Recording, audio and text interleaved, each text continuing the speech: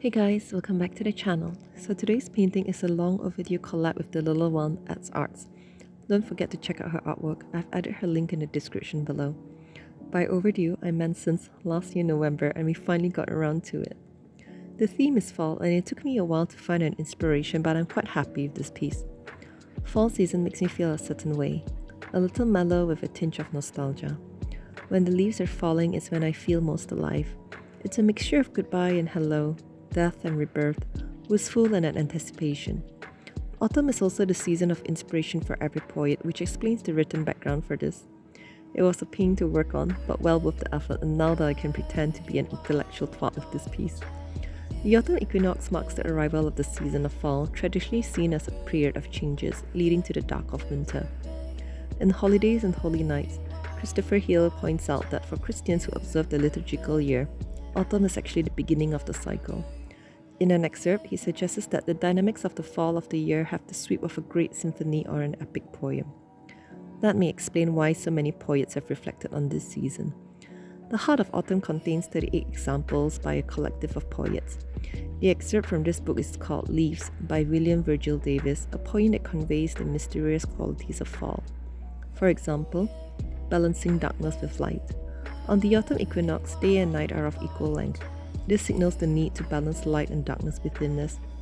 Far too often we fear the dark and adore only the light. Sometimes there is no remedy for our situation than to begin from a point of absolute darkness. Turning off a television set and extinguishing a lantern have certain similarities. They are both abrupt and transition-making and can leave us in a different world. In darkness, we are always on our own. Second, it's about letting go. As we watch the leaves flutter to the ground in the fall, we are reminded that nature's cycles are mirrored in our lives. Autumn is a time for letting go and releasing things that have been a burden. All the religious traditions pay tribute to such acts of relinquishment. Fall is the right time to practice getting out of the way and letting the spirit take charge of our lives. In Kinds of Power, James Hillman, the elder statesman of contemporary death psychology, challenges us to learn from others about this.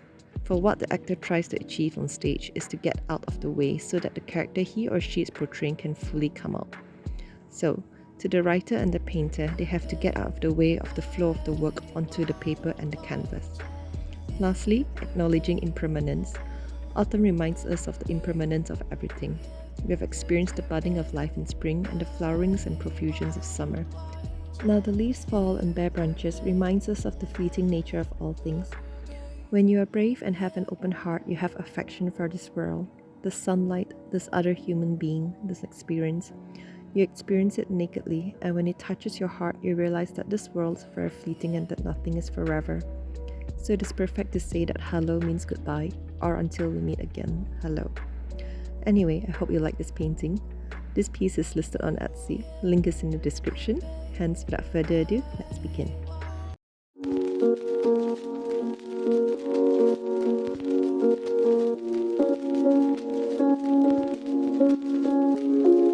Some ancient call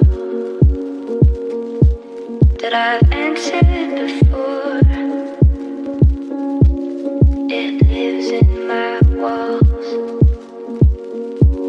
and it's under the floor.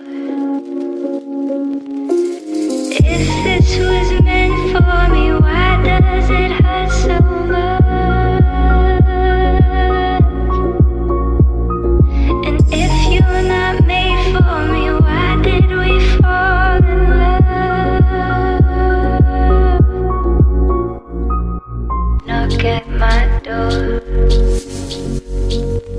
I thought I